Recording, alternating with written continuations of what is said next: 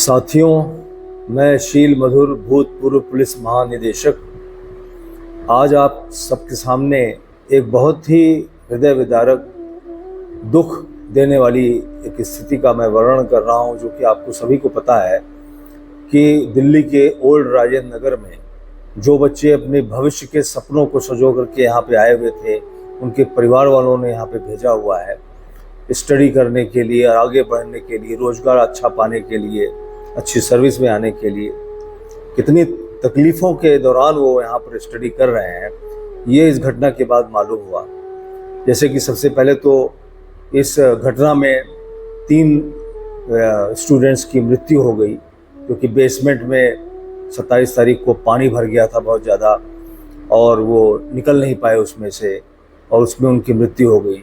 तो सबसे पहले तो मैं उनके परिवार को शोक संवेदना देता हूँ, क्योंकि जिसको कष्ट होता है, जिसको होता है, उसी को पता चलता है कि कितना परेशानी में और तनाव में और कष्ट में वो लोग होंगे। तो उनकी आत्मा को ईश्वर शांति दे। और साथ ही साथ ये इस बात भी ध्यान दिलाता है कि इतने ढेर सारे स्टूडेंट्स जो है बाहर से विभिन्न स्टेट से आते हैं यहाँ पर आकर के, उनकी सुरक्षा के क्या इंतज़ाम हैं, उनकी सेफ्टी के क्या इंतज़ाम हैं, उनकी अच्छी शिक्षा के क्या इंतज़ाम हैं, ये सब किसकी जिम्मेवारी है?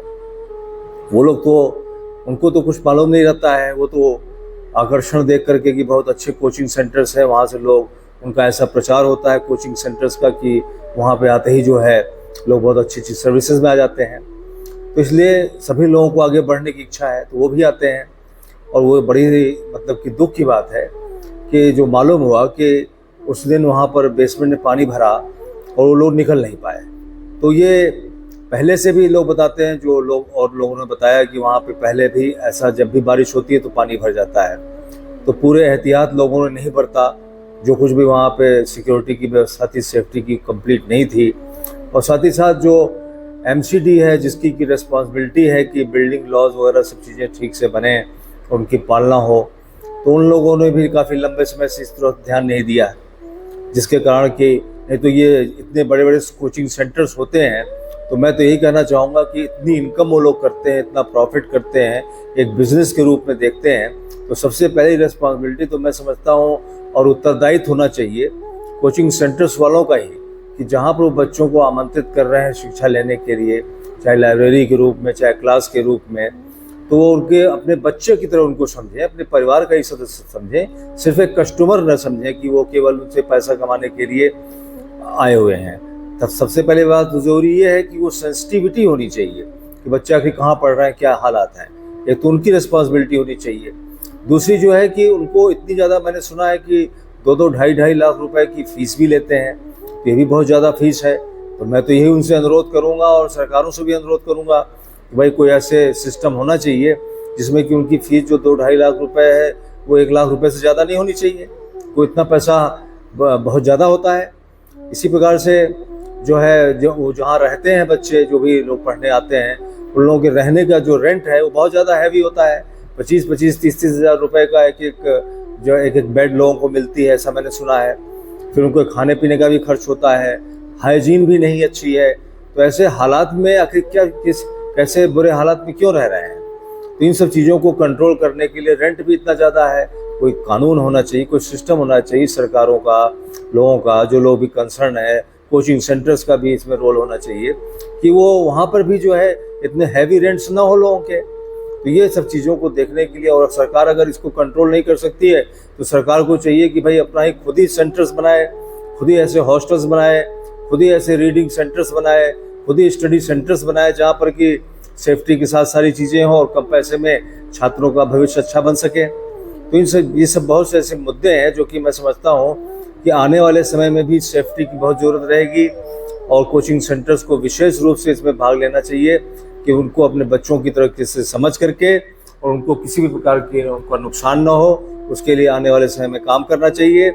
और विशेष रूप से सरकार का जो एजुकेशन डिपार्टमेंट है, एजुकेशन मंत्री होते हैं, एजुकेशन के ब्यूरोक्रेट्स भी होते हैं डिपार्टमेंट के, और इसी प्रकार से MCD के भी सीनियर मिनिस्टर्स होंगे, उनके भी अधिकारी होंगे। तो उन लोगों को भी अपनी रिस्पॉन्सिबिलिटी समझनी चाहिए कि ये नहीं कि जब कोई घटना हो जाए उसके बाद ही सब लोग तरह तरह की कमेटी बनाते हैं, तरह तरह के वो प्रस्ताव रखते हैं कि ये कानून बनेगा। कानून बन भी जाएंगे तो उनकी पालना कैसे होगी? कानून तो पहले से ही बने हुए हैं कि भाई इस प्रकार से जो है कहाँ पे कोचिंग हो सकती है, कहाँ पे नहीं हो सकती है, कहाँ पे इंस्टीट्यूट चल सकता है कि नहीं चल सकता है। तो जब पालना ही नहीं होगी तो क्या फ़ायदा इसका? तो इसलिए किसी न किसी को रिस्पॉन्सिबिलिटी लेनी चाहिए। और मुझे याद आता है कि भाई जैसे कि रिसेंटली अमेरिका में जो वहाँ के प्रेसिडेंशियल कैंडिडेट है ट्रम्प, उनके ऊपर अटैक हो गया एक मीटिंग में और उनके ऊपर गोली मारी गई। तो जब गोली उनका बचाव जरूर हो गया, लेकिन अगर नहीं होता वो निशाना लग सकता था। तो जो लोग भी सिक्योरिटी के वहाँ पे जिम्मेदार थे, मैंने देखा कि जो लोग हेड थे उसके सिक्योरिटी डिपार्टमेंट के, जबकि वो मौके पे नहीं थे, लेकिन सिक्योरिटी डिपार्टमेंट के हेड का कम समय में ट्रायल हुआ और ट्रायल होकर के उनको वहाँ से हटाया गया, निकाला गया, उनको पनिशमेंट दिया गया। तो ये हमारे यहाँ क्या सिस्टम है कि अभी इसकी जांच होगी तो जांच का कोई 1 महीने का 15 दिन का कोई टाइम तय होना चाहिए कि 15 दिन के अंदर 1 महीने के अंदर रिपोर्ट आएगी और सभी बच्चों को, कोचिंग इंस्टीट्यूट्स को सभी पब्लिक की जाएगी और एक्शन लिया जाएगा। जब तक इन सब चीज़ों पे एक्शन नहीं होगा और फ्यूचर के लिए अच्छे अरेंजमेंट्स नहीं होंगे तो फिर कुछ दिनों के बाद हादसा होगा, फिर इसी प्रकार की अफरा तफरी मचेगी और फायर फाइटिंग प्रोग्राम्स किए जाएंगे। जैसे भी कुछ समय पहले, 1 साल पहले लगभग, मुखर्जी नगर में भी बच्चे जो रहते थे वहाँ पे आग लग गई थी, तो उसका क्या हुआ आज तक? तो आप ठीक है, मौके पे 1-2 लोगों को अरेस्ट कर लिया आपने, वो सब कर लिया, लेकिन इससे जिन लोगों की जान चली गई, जिन लोगों का भविष्य, जो भारत के देश के भविष्य है, उन लोगों का नुकसान हो गया, उनके परिवारों के हृदय पे क्या बीत रही होगी। तो ये चीज़ को समझने के लिए, जो इस चीज़ को ध्यान में रखते हुए ये सब इंतजाम पहले ही करने चाहिए। Prevention is better than cure, ऐसी चीज़ होनी नहीं चाहिए।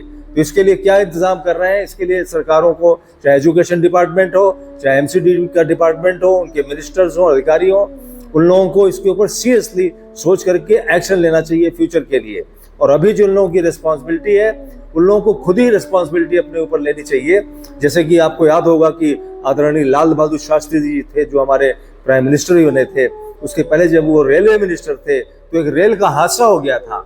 रेल के हादसे के लिए मंत्री वो थे, रेल वो खुद चला नहीं रहे थे, कोई ड्राइवर नहीं थे, कंडक्टर नहीं थे, कोई उनको सुपरवाइजर नहीं थे, लेकिन उन्होंने मॉरल रिस्पॉन्सिबिलिटी ली और अपने पद से रिजाइन किया था। तो इस प्रकार के पॉलिटिशियन, इस प्रकार के समर्पित ब्यूरोक्रेट्स कब आएंगे? ये बहुत बड़ा प्रश्न है। तो आने वाले समय में मैं सभी उन जो भी बच्चे यहाँ पे आए हुए हैं उनको मैं कहना चाहूँगा कि आप सभी लोग जो है अपनी जो भी आपकी मांगे हैं, जो भी आपकी फीलिंग है, आपने जो महसूस किया है कि आपका जीवन यहाँ पे कैसे बेहतर हो सकता है, कैसे जो है क्या क्या समस्याएं हैं, उनकी लिस्टिंग करके उनको आगे रख करके आप जो है आगे उसको भेजिए, मेरे पास ही भेजिए। मैं जो कुछ कर सकता हूँ मैं आपके साथ रहूँगा और इस चीज़ को आगे बढ़ाएंगे ताकि भविष्य में इस तरह की चीज़ें ना हो और आप लोग पूरी तरीके से सुरक्षित यहाँ पर अच्छे ढंग से रहें और अपने भविष्य को उज्जवल करें, अपने सपने को पूरा करें। जय हिंद, जय तिरंगा।